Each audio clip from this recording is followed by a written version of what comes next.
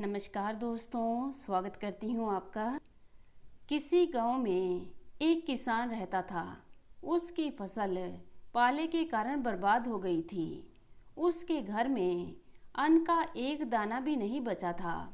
उसके बच्चे बहुत भूखे थे। गांव में ऐसा कोई नहीं था जो किसान की सहायता करे। जब उसे कोई रास्ता दिखाई नहीं दिया तो वह एक रात जमींदार के बाड़े में जाकर उसकी एक गाय चुरा लाया। अगली सुबह उसने गाय का दूध निकाला और अपने बच्चों को पीने के लिए दे दिया, जिससे बच्चों की भूख कुछ शांत हुई। उधर जमींदार के नौकरों को जब पता चला कि गाय चोरी हो गई है तो उन्होंने जमींदार को इसके बारे में बताया। जमींदार ने गाय को पूरे गांव में ढूंढने के लिए कहा। नौकरों ने जब गांव भर में देखा तो किसान के घर बंधी गाय को पहचान लिया और आकर जमींदार को बताया। जमींदार ने पंचायत में किसान को बुलाया। पंचों ने किसान से पूछा, यह गाय तुम कहाँ से लाए?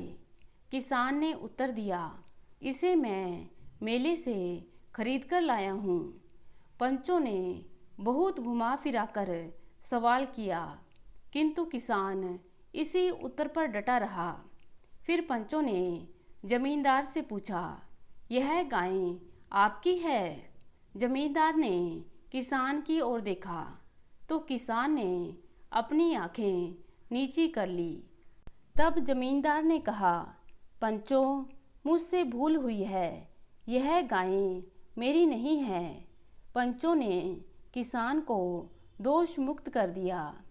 घर पहुंचने पर जमींदार के नौकरों ने जमींदार से झूठ बोलने का कारण पूछा तो जमींदार बोला, उस किसान की नज़रों में उसका दर्द झलक रहा था। मैं उसकी विवशता समझ गया। यदि मैं सच बोलता तो उसे सजा हो जाती, इसलिए मैंने झूठ बोलकर एक परिवार को संकटग्रस्त होने से बचा लिया। इतने में किसान जमींदार की गाय लेकर उसके घर पहुंचा और जमींदार के पैरों में गिरकर माफ़ी मांगने लगा। जमींदार ने उसे गले से लगाकर माफ़ कर दिया और उसकी आर्थिक सहायता भी की। तो दोस्तों, किसी के भले के लिए बोला गया झूठ पूर्णतः धार्मिक है, क्योंकि संकटग्रस्त की सहायता के लिए साधना की पवित्रता नहीं बल्कि साध्य की सात्विकता देखी जाती है। धन्यवाद।